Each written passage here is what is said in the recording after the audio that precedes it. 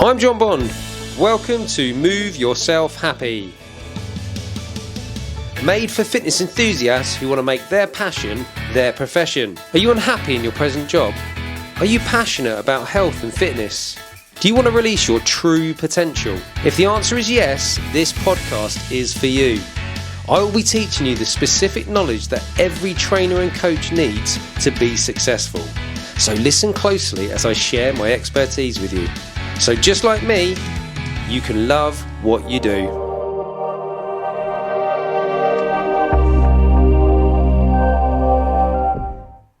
Welcome back.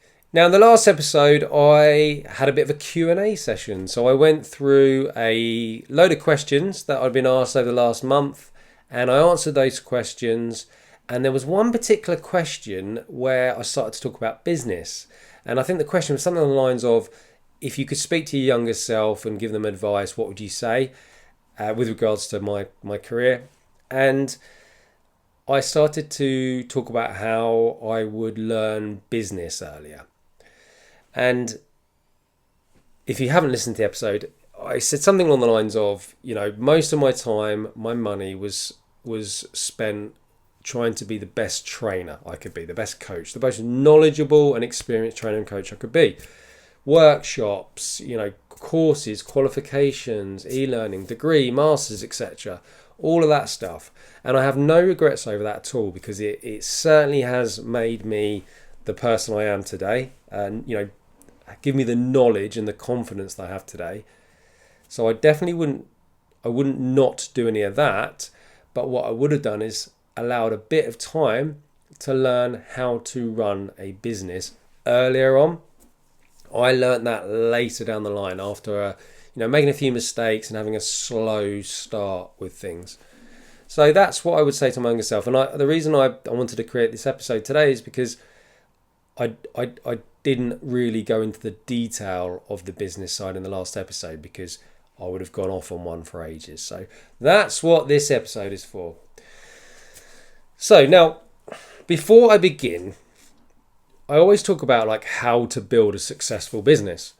And that word success probably has multiple meanings for different people. And I've always kind of had three metrics for it myself. So this, to me, to measure my own career success. Now, I'm not talking about success as a person because we have multiple roles. You can be a successful dad, but not necessarily successful in the workplace. You could be a successful athlete, but you could be a terrible dad and not do anything else particularly in your life other than being a successful athlete. So I'm talking about specifically being a successful fitness business owner. Now this is my metric and you can adopt it, you can have your own, doesn't really matter, but this is just what I'm talking about. So for me, it's making good money doing what you love. So that's one metric. So if you can run a business that makes you good money and you love it, well, that's definitely, for me, that's definitely a good metric to measure success. Because money is important. You hear people say all the time that money doesn't buy happiness. Well, it's not quite as straightforward as that, because if you talk to somebody that's homeless right now, sleeping under Brighton Pier, freezing, and you say money's not going to buy them some happiness, well, that's nonsense, isn't it? Of course it is. It's going to buy them some warmth. It's going to buy them some food. It's going to buy them shelter. So money buys a degree of happiness or certain aspects that will help you live a happier life. I think we can all agree that for sure. Now, often people say, money doesn't buy happiness because they've got a load of money and they're not happy, or they chased after money and they still weren't happy. So I get that. But happiness is made up of tons of things, isn't it? And then one of the things I think for happiness is freedom from stresses and worries. And people can have financial stress, and financial stress is horrible. It's crippling. It's not nice. So making good money is going to contribute towards living a good life, a happy life, because it means you can do nice things. It means I've got a family. It means when they come home with that letter about a school trip, they can go on it. We don't have to disappoint them and say, I'm sorry, but we just haven't got the money for that. When you have a bill come in and the energy costs have gone up, you can pay that bill instead of going, oh my God, I don't know where we're going to get the money from. We're going to have to borrow some money. We're in trouble. We're going to have to turn the heating off. We're going to get cold, So based on that, money is important. So making good money. Now, we have to be honest about this. Okay, now I don't want you to think I'm this cutthroat business person. That's all I think about is money. I don't. That's not true at all. And you'll realise this, hopefully, when you listen to the rest of this episode. But we do need to consider it.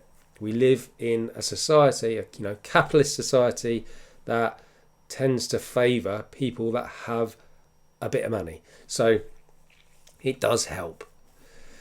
I can give you tons of more examples where money helps, but I think you get the point. Now, let's say you're doing a job and you're making a fortune, but you hate the job. You hate it.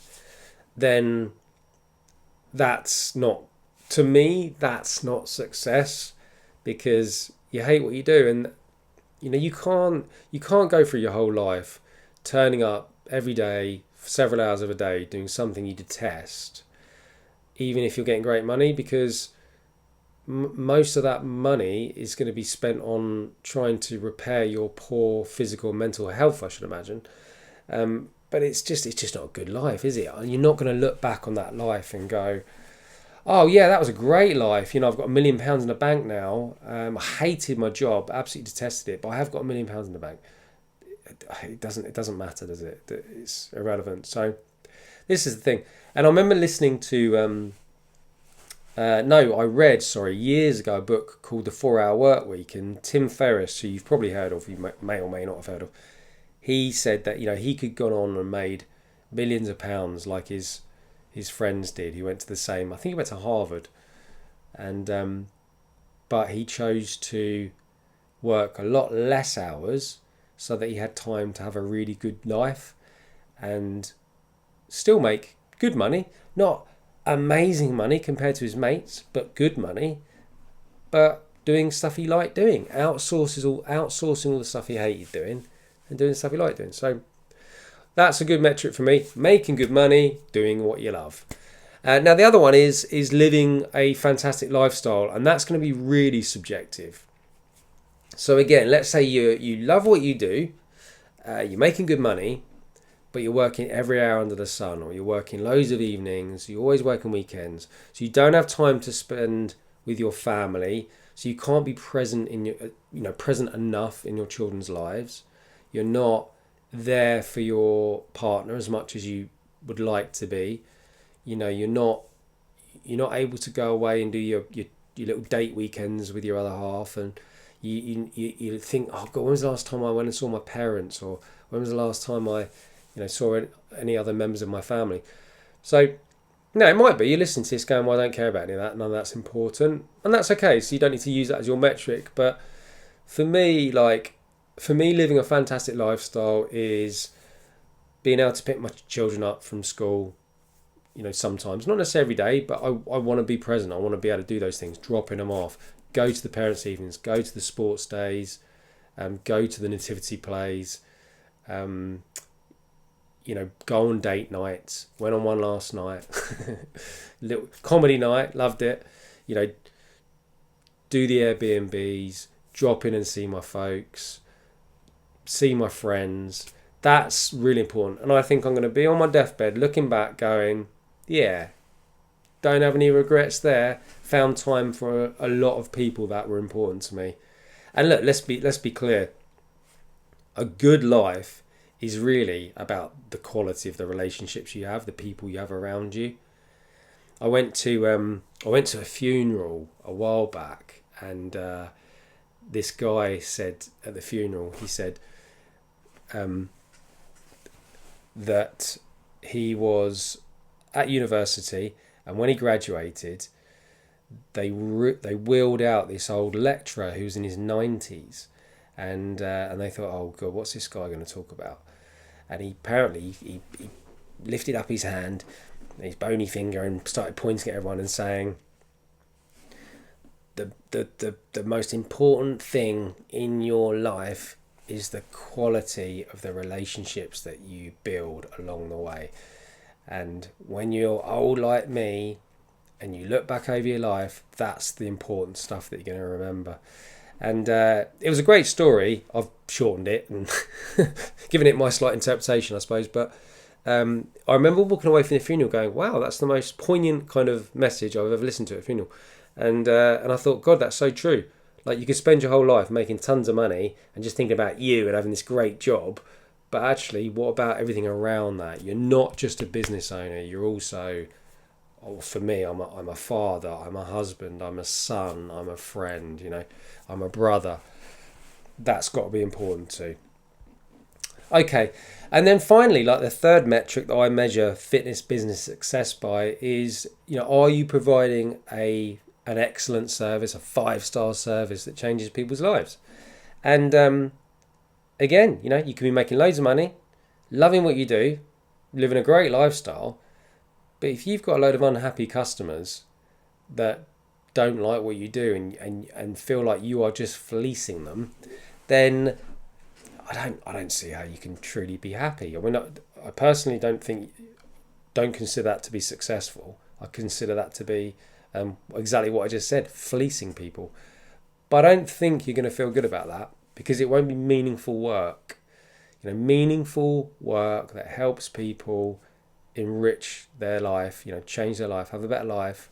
You want to make sure that since your business came into somebody's life, their life has now been better for it, not worse. So that's another great metric, is providing an excellent service that changes people's lives. So that's the 3 there.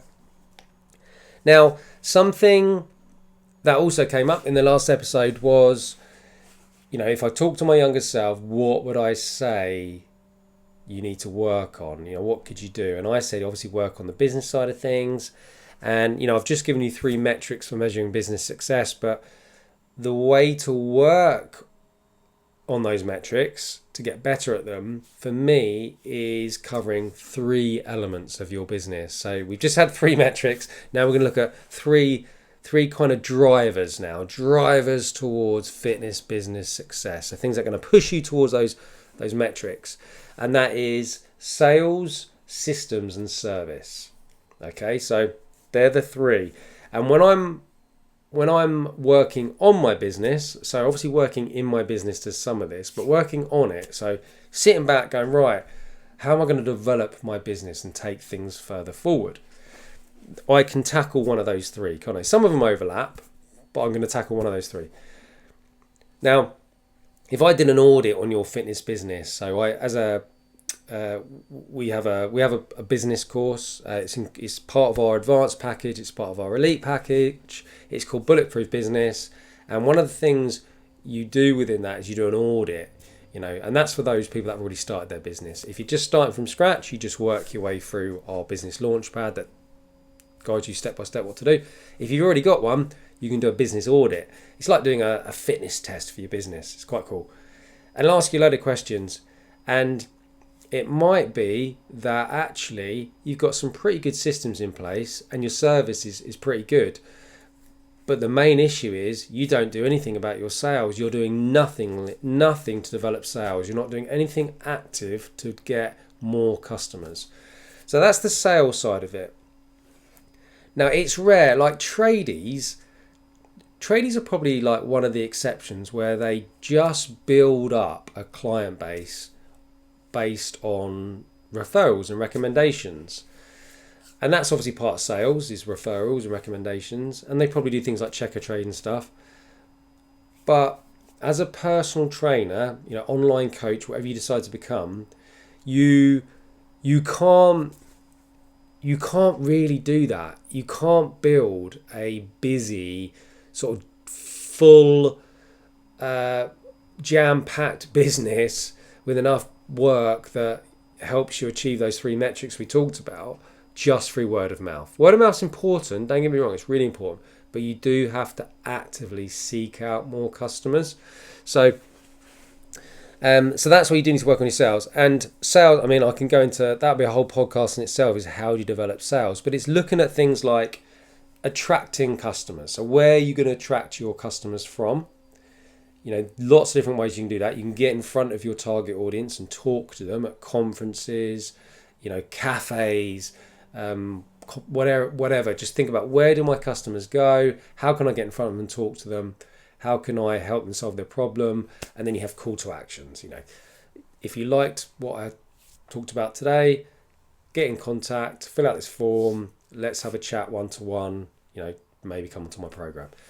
So you've got different ways you can attract customers: websites, social media, networking events, Google ads, paid Facebook ads, Instagram ads, and there's so many different ways. So, one of the fun things of running a business is actually sitting down with a friend or a family member and doing some mind mapping and just going, right, think of every way I can attract new customers. Then you look at, okay, so this is how I attract them. Now I need a lead magnet, something that encourages them to take that next step. So that could be a free personal training taster, a free consultation.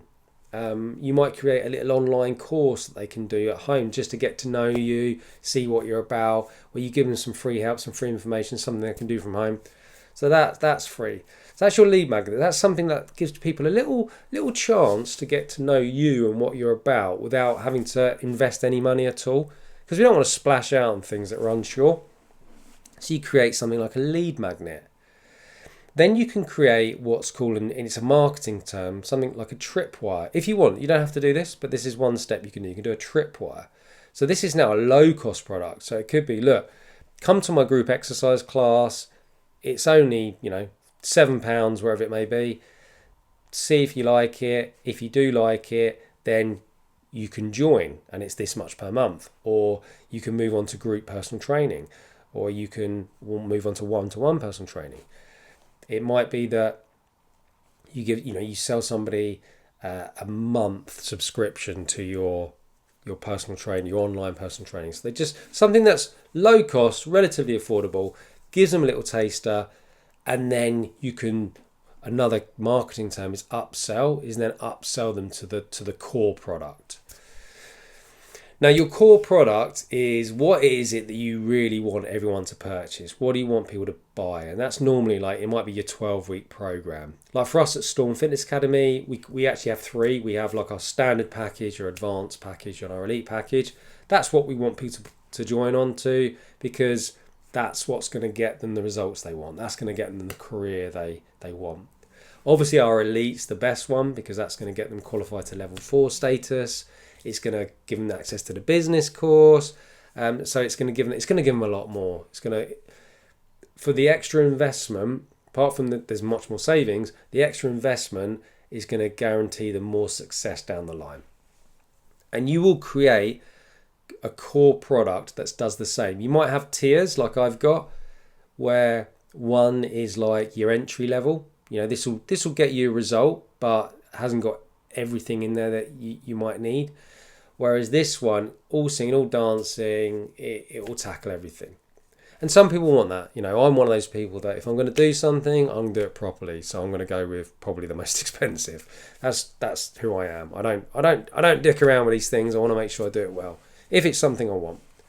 So there we go. So that you want to have some good lead magnets. You want to have maybe a tripwire. Consider having a tripwire, and you want to develop your core product, which could be a 12-month program. 12-week program is quite typical. Now you then need a way to kind of nurture that lead, as it were, and that might be that you do that via automated emails that go out. Just little reminders at why you are so good at what you do. Like, here's some social proof. Here's some other people I've helped. Because people they're searching around. They're trying to think like, who can best service my needs, and are they who they say they are? Because there's a bit of concern, isn't there, when you look online? Like, are these people the real deal? So you need to showcase like, oh look, there's real life videos of actual people. It's unlikely they've hired a load of actors to create these live videos. Now, obviously, if you just see on the website just written statements and a name, I mean, anyone can do that. So you probably do want to look at videos. You want to look at things like Google reviews are great. We've got 100 last time I checked, we've got 129 5-star Google reviews. We can't fake that. Like, I don't know how you'd go about collating 5 fake 5-star Google reviews. And not only that, like when you read the detail, that's quite important, because you might be like, well, they've got 129 5-star Google reviews, but it might be that those customers all had a similar sort of need, and that need got addressed. My need's different. So that's where you go into the Google reviews and you actually read the details. So ours will be like amazing support. John was so helpful. George was great. Whenever I needed something, I just had to ask and they get back to me really quickly. I'd never had to wait very long. So if that stuff's important, then that's going to resonate with that type of customer. And that's the thing about sales, actually, is sales is as much attracting people that you want and detracting. Is that the right word? Detracting? Putting off people you don't want, basically. Because that's important too. You don't want people slipping through the net and coming into your program that just aren't right for you. They're not a good fit. It's not good for you and it's not good for them. So you want to kind of put those guys off. Signpost them somewhere else. So that's your sales. So where are we up to? We've talked about attracting customers. We've talked about lead magnets, tripwires, developing a core product. You can develop some add-ons as well if you want to. Do you want to include that with it? Do you want the nutrition training? Do you want this and the other? What that does is that helps to build your average sale per transaction. So it might be that you look at everything you do over a year and you find that you're only ever selling this low cost product. So increase the price of it or add something on or whatever.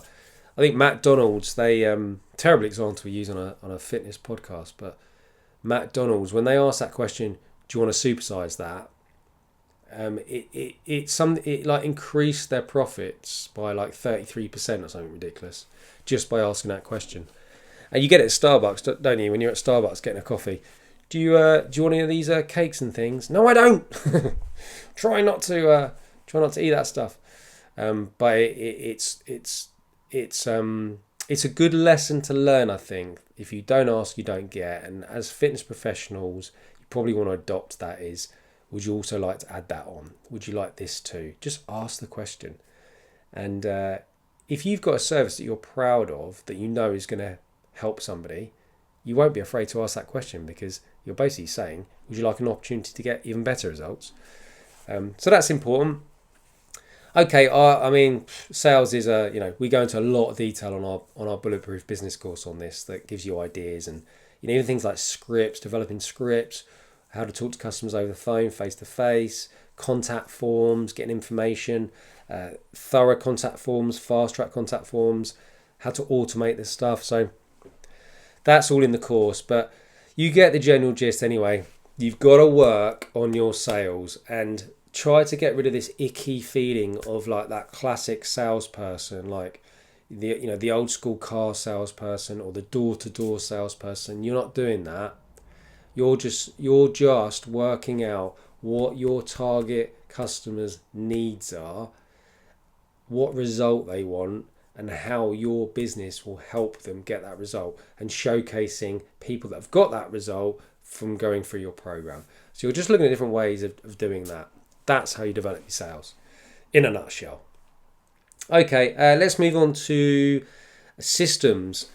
Now, I would argue, well, no, actually, I was going to say this is my favourite part of the three, but no, service is my favourite. But I like systems too.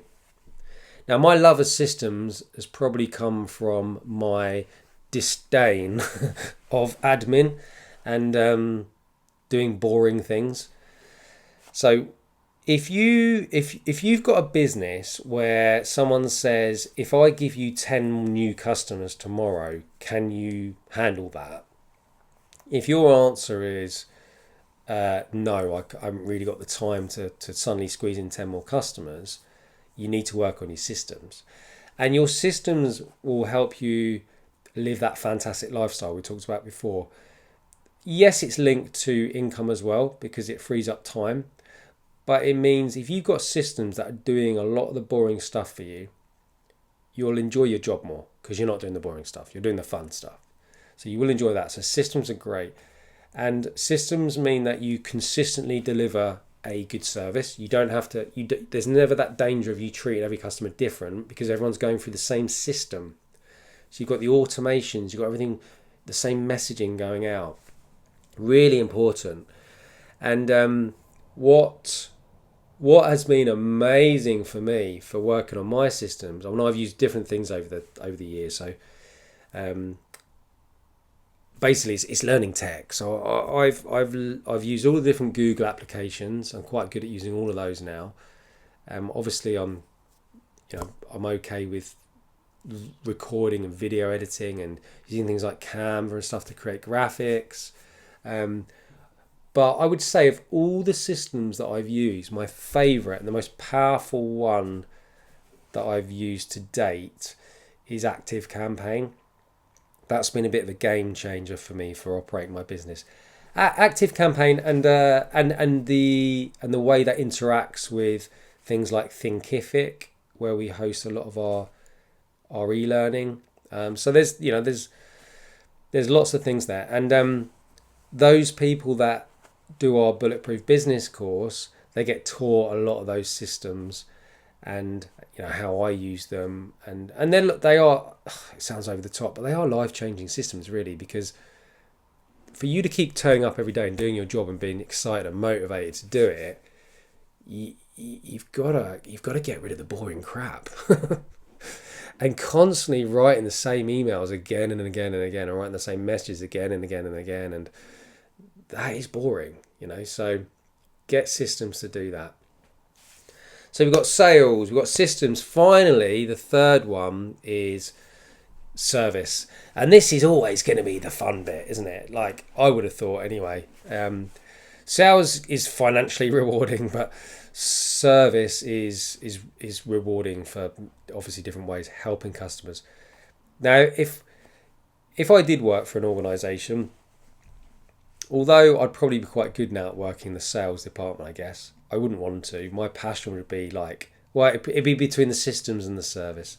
If they were like, John, your role is to make the service better, I'd be like, oh yeah, this is going to be good. This is going to be juicy. This is all going to be about talking to the customer, getting to know the customer really, really well, finding out what their needs are, finding out like when they're going through your program. So say you help postnatal mums feel fit and healthy again.